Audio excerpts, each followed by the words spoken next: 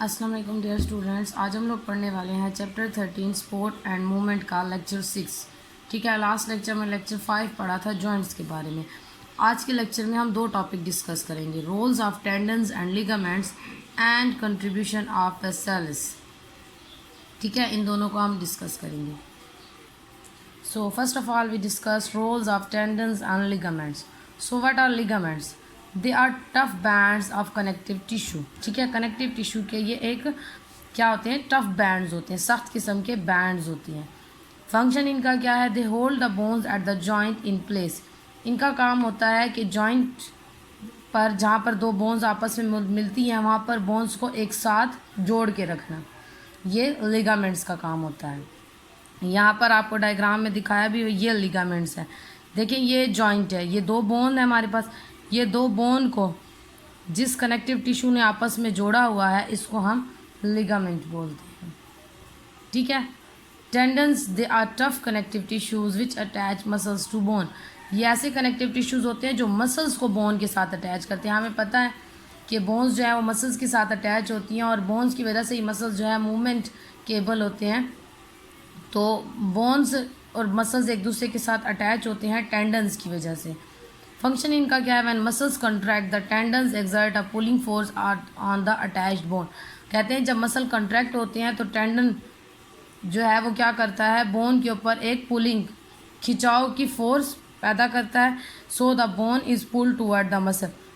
तो बोन जो है वो मसल की तरफ पुल होती है, खिंचती है। ये आगे हम एंटागोनिस्टिक मूवमेंट पढ़ेंगे, वहाँ मैं आपको डिटेल से समझाऊंगी। यहाँ पर देखें ये टेंडन है, ये मसल है ना, ठीक है, और ये बोन है। अब मसल और बोन को जो चीज़ जोड़ रही है ये दरमियान में, ये हमारे पास टेंडन कहलाता है। इसको आप इजीली, गोश्त वगैरह आपके घर में आता है, आप इन लिगामेंट और टेंडन को तो बहुत इजीली देख भी सकते हो। बहुत बार ऐसा होता है कि एक वाइट कलर का बैंड होता है, वाइट कलर का थोड़ा सा सख्त किस्म का होता है, मतलब उसको खाया जाता है पकने के बाद, लेकिन ऐसा होता है कि वो थोड़ा सा इलास्टिक नहीं होता, थोड़ा सा वो हार्ड सा होता है।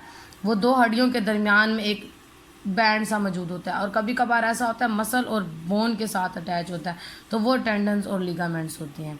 ठीक है, तो ये है roles of tendons and ligaments. अब हम डिस्कस करते हैं कंट्रीब्यूशन ऑफ वेसल्स।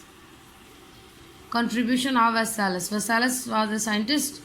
ठीक है, उनकी कंट्रीब्यूशन जो है वो बोन्स में या फिर मूवमेंट वगैरह में कितनी रही है उसके बारे में डिस्कस करेंगे। ये उनकी डेट ऑफ बर्थ बताई 1514 टू 1564, ये इनकी डेट ऑफ डेथ है। Andreas Vesalius was born in Brussels. He was professor of anatomy at Padua university in Italy. In 1543 he wrote the first major book on human anatomy.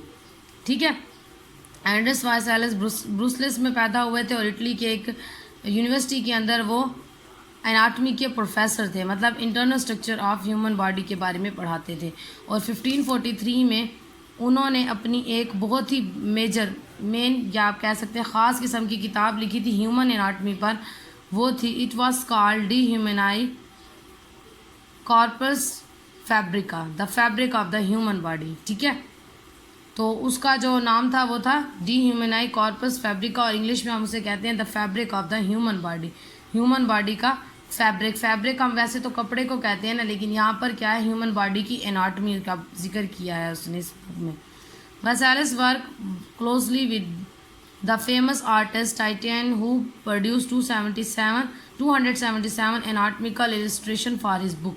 ठीक है, वेसालस ने एक artist टाइटेनियन के साथ भी काम किया था जिसने तकरीबन उसकी बुक के लिए 277 जो है ना एनाटमिकल इलस्ट्रेशन, मतलब एनाटमी जो उसने ह्यूमन बीइंग की देखी कि इस तरह की बोन्स और इस तरह का स्ट्रक्चर, उसके से रिलेटेड उसने तकरीबन उसको उसकी बुक के लिए 277 एनाटमिकल इंस्टूरेशंस, मतलब ह्यूमन बॉडी से रिलेटेड जो डायग्राम्स वगैरह थे वो उसने उसको बना कर दिए थे। जो उसने बताया था कि इस तरह का स्ट्रक्चर है, उसके मुताबिक जो है ना उसने उसको डायग्राम्स वगैरह बना कर दिए थे उसकी बुक के लिए। He explain the different parts of the human skeleton. उसने ह्यूमन स्केलेटन के जो है ना मुख्तलिफ पार्ट्स की वजाहत भी की थी, including the number of bones, यहाँ तक कि उसने बोन्स की तादाद भी बताई थी कि टोटल बोन्स कितनी होती हैं। ही also describe the source and position of each muscles. उसने हर मसल की सोर्स और पोजीशन दोनों की वजाहत की थी। And provided information on their respective function. और उनका जो भी फंक्शन है और वो मसल क्या काम कर रहे हैं, किस तरह से इंफॉर्मेशन वगैरह उनको प्रोवाइड होती है, ये सारा कुछ भी अपनी इस बुक के अंदर उसने डिस्कस किया है। तो ये थी कंट्रीब्यूशन ऑफ वेसेलिस।